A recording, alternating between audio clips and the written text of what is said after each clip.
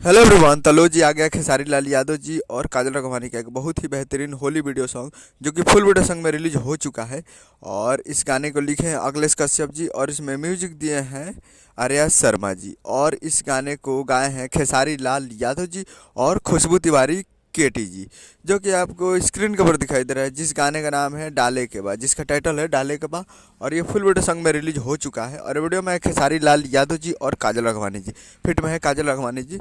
तो ये full video song release on 4 मार्च 2024 को सुबह 6:15 AM पे ये फुल वीडियो सॉन्ग को रिलीज कर दिया गया है। तो अभी तक इस वीडियो सॉन्ग को नहीं देखे हैं तो आप लोग जाइए और जाकर इसको देखिए और प्यार दिए। काफ़ी बेहतरीन वीडियो सॉन्ग है। और करीब 4 साल बाद खेसारी लाल यादव जी के साथ ये वीडियो आया है, काजल राघवानी के साथ कमबैक हुआ है काजल राघवानी जी।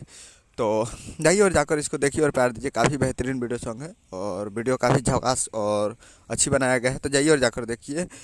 Annapurna films Bhojpuri YouTube channel पे फुल वीडियो सॉन्ग को रिलीज कर दिया है।